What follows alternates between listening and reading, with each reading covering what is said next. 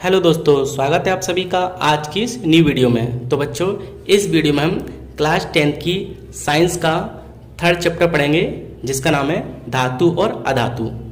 तो इसकी first heading हम पढ़ लेते हैं जिसका नाम है धातु यानी मेटल।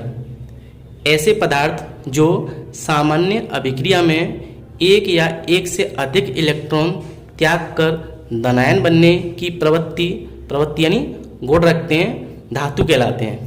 तो इसको मैं एक एग्जाम्पल से समझाता हूं। देखिए बच्चों, जो Na होता है यानी सोडियम, इसका परमाणु क्रमांक होता है 11, ठीक है। और हम क्या करें, इसका इलेक्ट्रॉनिक विन्यास करें तो 2 8 1 होगा। अब हमारा जो पदार्थ होता है, कोई भी तत्व हो, उसके बाह्यतम कोश में, उसके लास्ट वाले कोश में हमें 8 इलेक्ट्रॉन करने होते हैं। उसके बाह्यतम कोश में हमें 8 इलेक्ट्रॉन करने होते हैं, जिसे हम बोलते हैं तत्व का अष्टक पूरा करना, ठीक है। और यहाँ 1 तो है, इसको 7 और चाहिए, तो 7 तो कहीं से आ नहीं पाएंगे। तो क्या करेगा, ये अपना 1 इलेक्ट्रॉन त्याग देगा। जब अपना 1 इलेक्ट्रॉन त्यागेगा तो इसका बाह्यतम कोश क्या है, अब इसका जो लास्ट वाला कोश है वो ये रह गया, क्योंकि ये इलेक्ट्रॉन तो निकल गया। तो यहाँ पर ये इसका लास्ट वाला कोश है। और देखिए आप कि लास्ट वाला कोश है, इसमें कितने इलेक्ट्रॉन हो गए हैं, 8 इलेक्ट्रॉन है। तो जब ये 1 इलेक्ट्रॉन त्यागेगा तो Na पर जो है 1 इलेक्ट्रॉन त्यागने पर 1 प्लस का चिन्ह आ जाएगा। और इसने 1 इलेक्ट्रॉन त्यागा तो 1 प्लस का चिन्ह आता है, 2 त्यागते हैं तो 2 प्लस का। और प्लस का मतलब होता है कमी। कितनी कमी, जितने इलेक्ट्रॉन त्यागता है। तो इसने 1 इलेक्ट्रॉन त्यागा तो इस पर 1 प्लस की कमी आ गई, ठीक है। ऐसे ही हमारा जो मैग्नीशियम होता है, इसका 12 होता है परमाणु क्रमांक। इसका हम इलेक्ट्रॉन विन्यास करें तो 2 8 2, तो यहाँ भी हमें इसके 8 इलेक्ट्रॉन करने हैं। तो 2 हैं, 8 नहीं कर पाएंगे, तो ये भी अपने 2 इलेक्ट्रॉनों को त्याग देगा, जिससे हमारा अष्टक पूरा हो जाएगा। तो 2 इलेक्ट्रॉन त्यागेगा तो Mg पर क्या होगा, प्लस के 2 साइन आ जाएंगे, ठीक है। Na ने क्या किया, 1 इलेक्ट्रॉन त्यागा तो 1 कमी हो गई। Mg ने 2 इलेक्ट्रॉन त्याग दिए तो इस पर 2 की कमी हो गई, ठीक है। तो समझिए, मैंने क्या किया, Na लिया सोडियम, और सोडियम ने क्या किया, अगर 1 इलेक्ट्रॉन त्याग देगा, सोडियम अगर 1 इलेक्ट्रॉन त्याग देगा तो क्या होगा, तो उस पर 1 इलेक्ट्रॉन की कमी आ जाएगी, ठीक है। देखिए यहाँ कितना था, इसका 11 था, 1 इलेक्ट्रॉन त्याग दिया, कितने रह गए, 10, है ना। तो इसको हम बैलेंस भी कर सकते हैं। यहाँ पर 11 हैं और यहाँ देखिए 10 तो ये हैं, 1 ही हो गए 11, ठीक।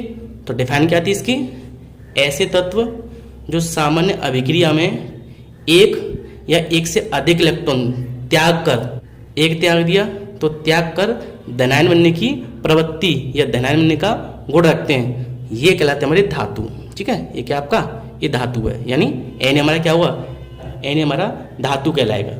इसका सेकंड एग्जांपल और देख लेते हैं। जैसे Mg, मैग्नीशियम क्या करेगा, अपने अंदर से 2 इलेक्ट्रॉन त्याग देगा, ठीक है। तो जब 2 इलेक्ट्रॉन त्यागेगा तो Mg पे कितना आएगा, Mg पर 2 इलेक्ट्रॉनों की कमी हो जाएगी। तो फिर से पढ़ते हैं परिभाषा, ऐसे तत्व जो 1 या 1 से अधिक इलेक्ट्रॉन त्याग कर धनायन बनने की प्रवृत्ति रखते हैं, उन तत्वों को, उन पदार्थों को हम क्या कहते हैं, धातु कहते हैं। ऐसे ही आपका जो एल्यूमिनियम होता है वो क्या करता है, वो अपने अंदर से 3 इलेक्ट्रॉन त्यागता है। Cl का परमाणु क्रमांक 13 होता है, 3 त्याग देगा तो क्या होगा, इस पर प्लस के 3 चार्ज आ जाएंगे, ठीक है। अब इसके बाद हम नेक्स्ट हेडिंग पढ़ते हैं, अधातु। तो देखिए बच्चों, अगली हेडिंग है अधातु यानी नॉन मेटल। ऐसे पदार्थ जो सामान्य अभिक्रिया में 1 या 1 से अधिक इलेक्ट्रॉन ग्रहण करके ऋणायन बनने की प्रवृत्ति रखते हैं या फिर गुण रखते हैं, अधातु कहलाते हैं। तो इसके लिए भी एक एग्जांपल ले लेते हैं।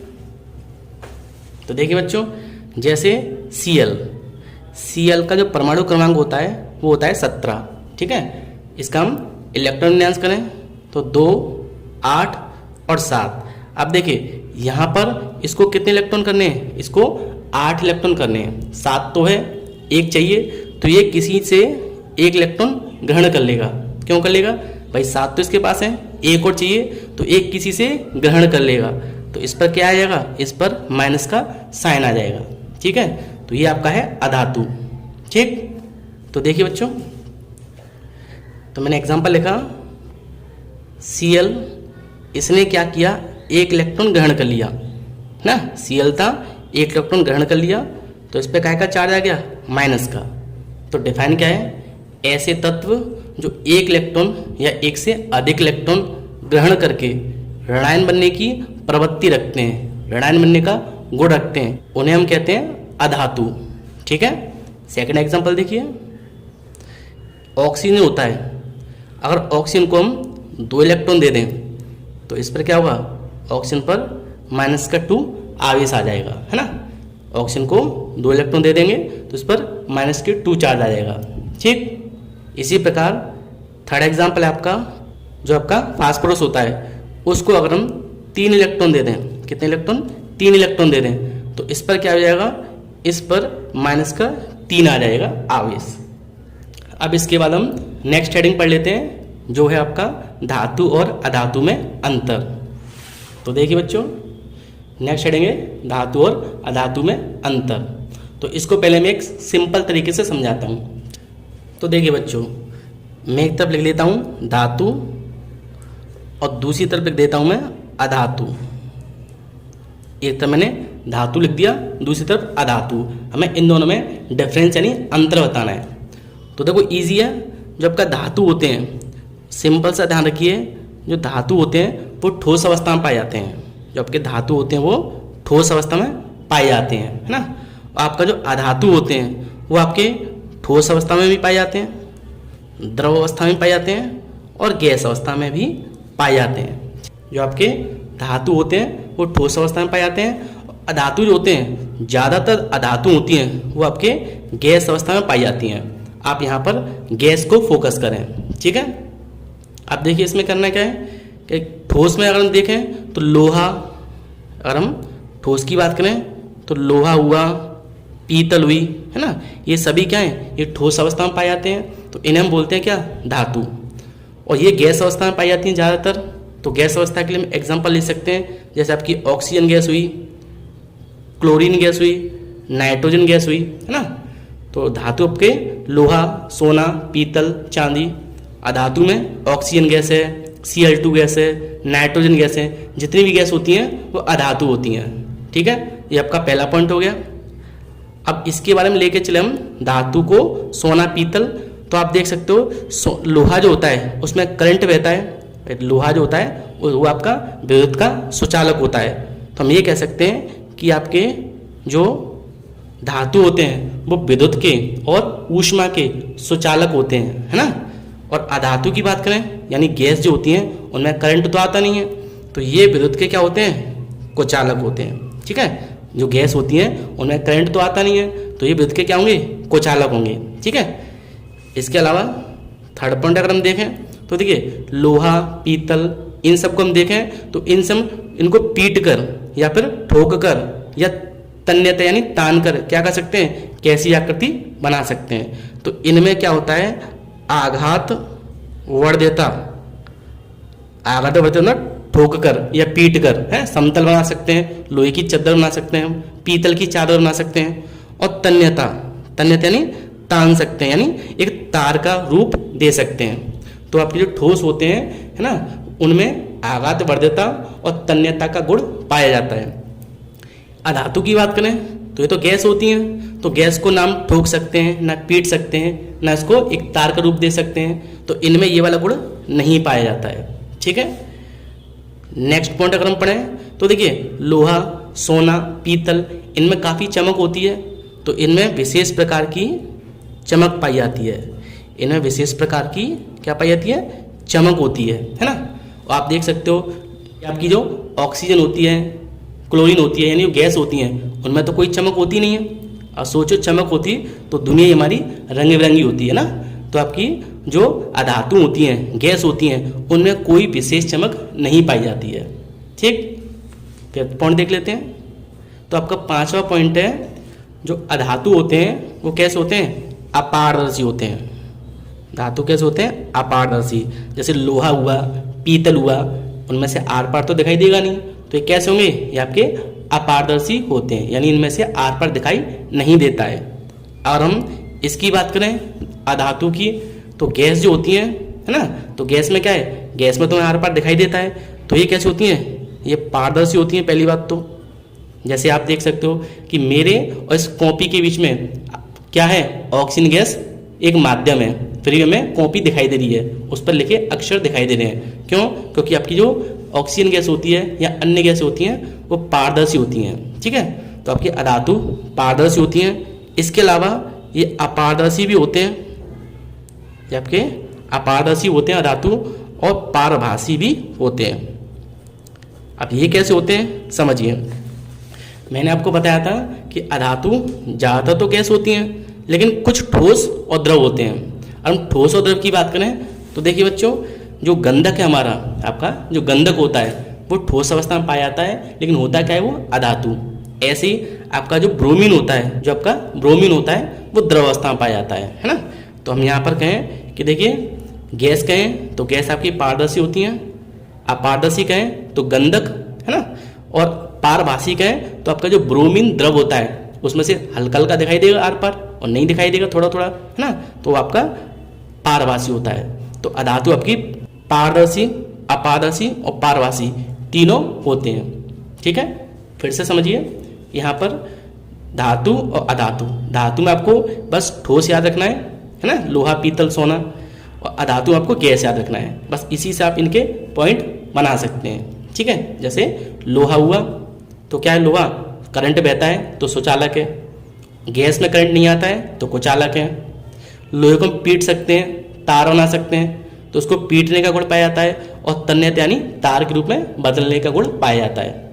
यहाँ हम देखें तो ऑक्सीजन गैस को ना पीट सकते हैं ना ठोक सकते हैं, तो इनमें ये दोनों गुण नहीं पाए जाते हैं। ठीक, इसके अलावा जो लोहा सोना पीतल, इनमें चमक होती है, सोने में चमक होती है, जबकि गैस में कोई चमक नहीं होती है। लोहे की बात करें तो लोहा अपारदर्शी होता है, आर पार दिखाई नहीं देता है। गैस की बात करें तो गैस हमारी पारदर्शी होती है। ठीक है, अब इनके हम पॉइंट्स को पढ़ लेते हैं। तो देखिए बच्चों, धातु में पहला पॉइंट है, यह सामान्यतः ठोस होते हैं, है ना, जैसे मैंने बताया था लोहा तांबा, बस आपका एक पारा होता है, वही आपका ठोस नहीं होता, किसमें, धातु में, बाकी सभी ठोस होते हैं। ये आपका MCQ क्वेश्चन आता है, उसमें ही पूछा जाता है, या 1 नंबर में कि ऐसे धातु का नाम बताइए जो कि द्रव रूप में पाया जाता है, तो वो है आपका पारा। ठीक है, इंपॉर्टेंट है, इसको ध्यान रखना। ठीक, तो पारे को छोड़कर सभी आपके जो धातु होते हैं वो आपके ठोस अवस्था में पाए जाते हैं। अधातु के हम कहें तो अधातु ठोस होती हैं, जैसे गंधक हुआ, द्रव होती है ब्रोमीन जल हुआ, और गैस यानी ऑक्सीजन गैस है, तो तीनों अवस्था में पाया जाता है। लेकिन ज़्यादातर आपकी अधातुएं किस में पाई जाती हैं, गैस रूप में। ठीक, सेकंड पॉइंट देखिए इसका, सेकंड पॉइंट आपका यह अपारदर्शी होते हैं, सोना चांदी अपारदर्शी होते हैं। इसे हम देखें तो यह पारदर्शी जैसे आपका ऑक्सीजन गैस, अपारदर्शी जैसे ठोस गंधक, और पारभासी यानी ब्रोमीन द्रव, है ना, तीन अवस्था में पाए जाते हैं। नेक्स्ट पॉइंट इसका, इनमें विशेष चमक पाई जाती है, सोना हुआ चांदी हुआ, इन सब में एक अच्छी सी चमक होती है, तो इनमें विशेष चमक पाई जाती है। इनमें कोई विशेष चमक नहीं होती है, ऑक्सीजन तो बिल्कुल नहीं होती है, लेकिन ब्रोमीन द्रव है, गंधक है, इनमें थोड़ी बहुत चमक पाई जाती है, तो इनमें कोई विशेष चमक नहीं होती है। ठीक है, नेक्स्ट पॉइंट आपका, यह विद्युत तथा ऊष्मा के सुचालक होते हैं, अर्थात लोहे के अंदर से, तांबे के अंदर से करंट बह सकता है।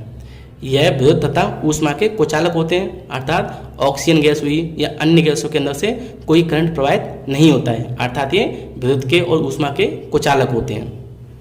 अगला पॉइंट है, यह किसी धातु से टकराने पर टंकार की ध्वनि उत्पन्न करते हैं। ये मैंने छोड़ दिया था पॉइंट, समझिए। यह किसी वस्तु से टकराने पर टंकार, टंकार यानी तेजी से ध्वनि उत्पन्न करते हैं। जैसे आपकी स्कूल की जो बेल होती है, वो बेल आपकी लोहे की होती है, उसमें जब हम हथौड़ा मारते हैं तो आवाज़ आती है ना, तो ये क्या करते हैं, धातु आपकी टंकार की ध्वनि उत्पन्न करते हैं। यह कोई विशेष ध्वनि उत्पन्न नहीं करते हैं। और अधातु क्या होते हैं, इनमें कोई विशेष ध्वनि उत्पन्न नहीं होती है। जैसे आप एक हाथ से हवा में क्या करो, जोर से हिलाओ, तो क्या हुआ, कोई आवाज़ नहीं आएगी, है ना। जबकि थोड़ा गंधक में से आ सकती है, द्रव आपका ब्रोमीन होता है, इसमें से आ सकती है। ठीक, नेक्स्ट पॉइंट आपका, इनमें आघात वर्धता और तन्यता का गुण पाया जाता है। आघात वर्धता यानी चोट मारकर उसको धातु को समतल बनाना चद्दर के रूप में, है ना, और तन्यता यानी तार के रूप में तानना, ये गुण पाए जाते हैं धातुओं में। और इनमें यानी अधातु में इन दोनों में से कोई गुण नहीं पाया जाता है। ठीक, तो बच्चों आई होप आपको आज का कॉन्सेप्ट अच्छे से क्लियर हुआ होगा। मेरा वीडियो कैसा लगा प्लीज़ लाइक करें, शेयर करें और कमेंट करें। और अगर आप चैनल पर नए हो तो प्लीज़ मेरे चैनल को सब्सक्राइब करें, क्योंकि केमिस्ट्री से रिलेटेड ऐसी वीडियो मैं लाता रहता हूँ।